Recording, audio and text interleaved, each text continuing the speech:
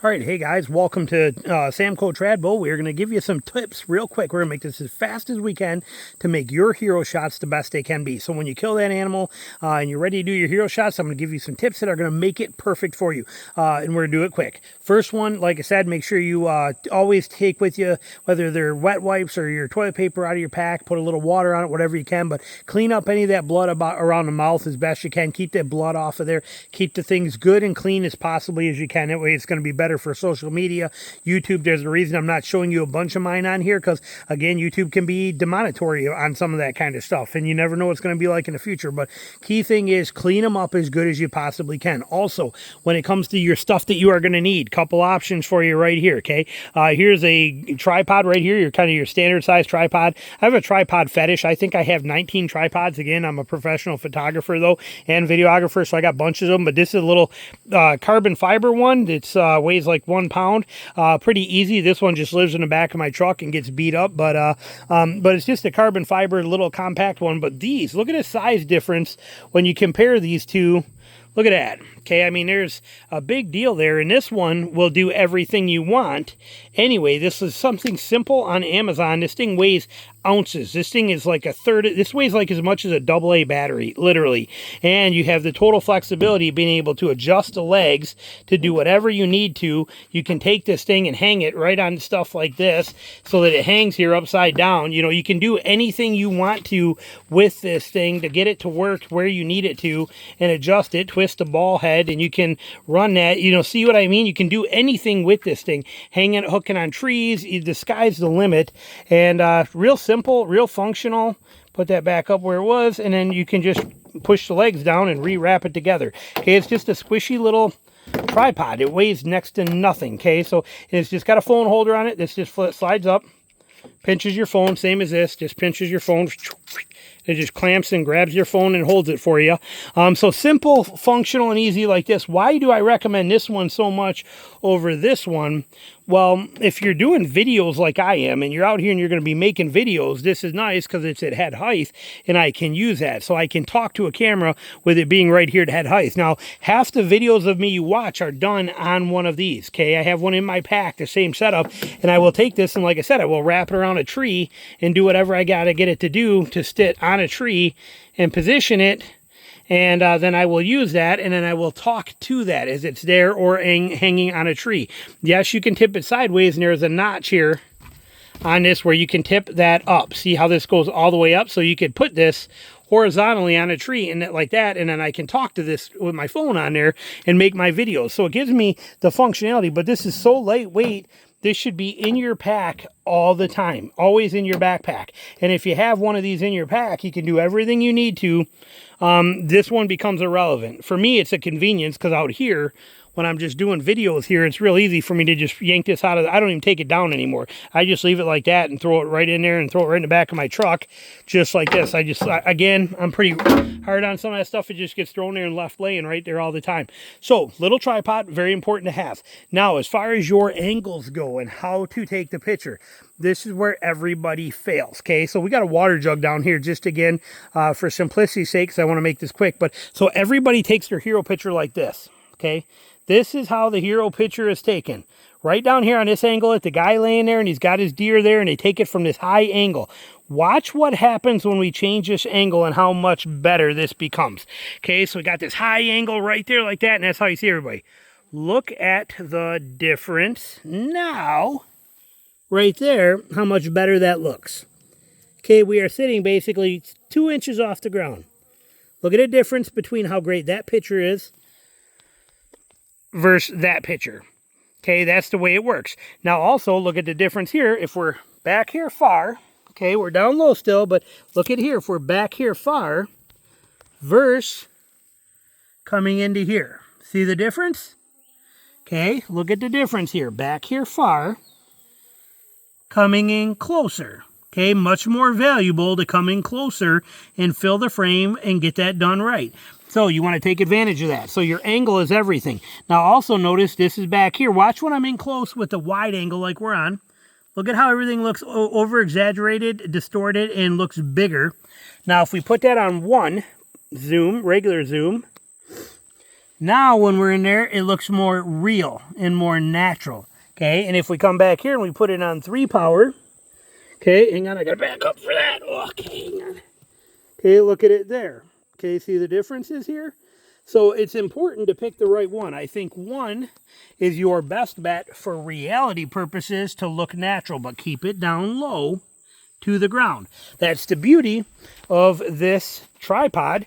You can use something like this and put this right on the ground just like that, and it's going to get you that low angle that's going to make everything look much better. So that's one thing. Now the other thing you don't want to be doing is you don't want to be long arming stuff. Like look at here, okay?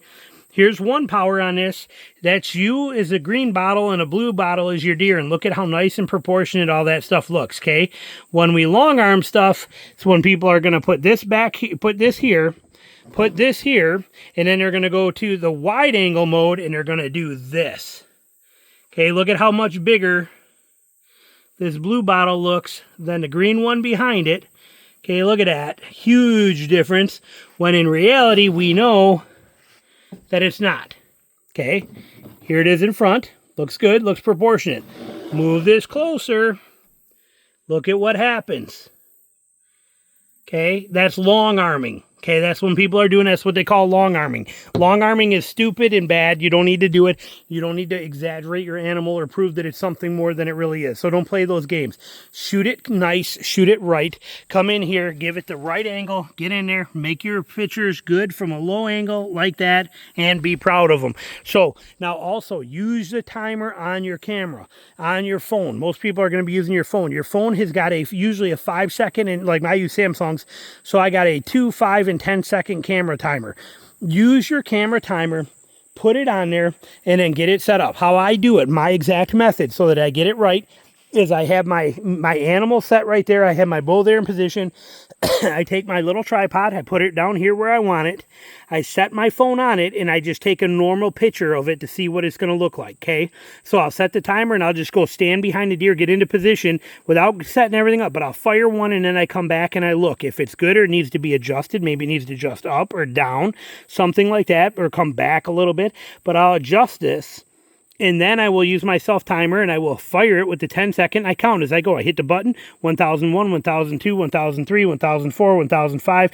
I get myself all set up, my bow in my hand, 1009, 1010. Boom, the fire takes. Or picture takes. I come back around, I touch the button again and do it again. And I'll shoot 3 of them, and then I come back and check those 3 to make sure they're exactly like I want. If they are good, I'm done. If not, I will adjust something. Do not be afraid to shoot some multiple angles if you need to on there. So it's a very good thing to do. Now, another nice thing you should do too that I do not, because I am not that kind of, I don't care about that sort of stuff. But if you are going to be mounting stuff and doing things like that, when you have that animal on the ground, you're going to be taking those pictures. It's a good idea to also, before you go gutting it, you go cutting things apart, especially bears and stuff like that, where these dimensions matter, is take one of those seamstress tapes with them, the cloth tape measures, okay, the little roll-up cloth tape measures. Keep one of them with you in your pack, and then that way when you have that animal down, you can actually run that tape around the girth of that chest, and you can take a picture of it to see what it is, to remember those measurements.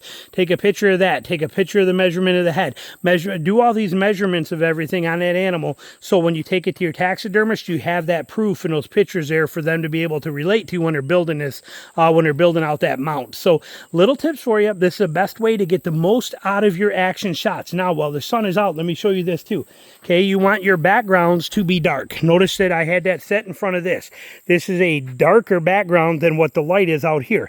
That's good. That means that whatever's out here will pop and come to life, like that water bottle. It is going to be darker than anything in the background. Even this, if we set this here and we put this here where it is, this is going to be, let's zoom in a little bit here to 1. This is going to be more lit than that dark background. See the difference? See how that bottle is coming to life and it's popping and it's got attitude and 3-dimensionalness to it? That is because we have more light out here than we do back in there. So using a dark background wins. For example, a change of that on the flip side, so look at this. Look at the sky, okay? Look at me here. Again, sorry, sweating my butt off. But look at me here with this background, okay? Look at how dimensional I look, and look at how I stand out and how good I look. Now, what if we do this, okay? and I do this. Look at me now with that sky behind me.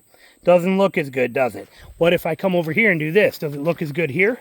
What if I stand here and I look there? Doesn't have the same punch because my background is more lit and brighter than where I am. We want you to be in the brighter stuff, not in sunlight, we'll show you that, but we want your backgrounds darker than what you are where it's shooting. So pick foliage, pick dark backgrounds to put your picture in, that kind of stuff. Now you can have the sun behind you. I've done that in times, but it is tricky. You will get lens glare. There's some issues with that, and they're a little more finicky. Also, remember, this is bad, okay? Sunlight, where I'm coming into right now, okay? See, the sun's coming in from behind me. That's not horrible, okay? It's better to have the sun behind you in front of you. Watch what happens when I turn this way. See that? My eyes? That's too hard to take a picture in. And then if I have a hat on, even if I can see you, see how shaded my eyes are, how darked out they are? Okay, that's bad. So stay out of the sun. Sun is not bad. Plus, look at how my pores are. I mean, I look like I'm 50 when I'm in this side here like that. But if I put the sun behind me and my face is shaded, now I look like I'm a 25-year-old hot dude. There's a big difference there with what happens in the sun. Oh, I got bug spray in my eye. Oh, that's what I get for trying to be 25. But point being, your trophy shots matter. You want them to be good. They are going to how you're going to remember these animals forever. Take the time to pay attention to these kind of things. So grab a piece of paper real quick. Write this down. Number 1, get yourself a tripod. Number 2, use your self timer on your camera. Number 3, pick a darker background. Pick a dark background to go to. Number 4, get down low. Keep your angle down low. Number 5, forget about trying to long arm it and over exaggerate it or anything like that, and shoot it normal so it's real. There's the tips for you right there. Thanks for watching.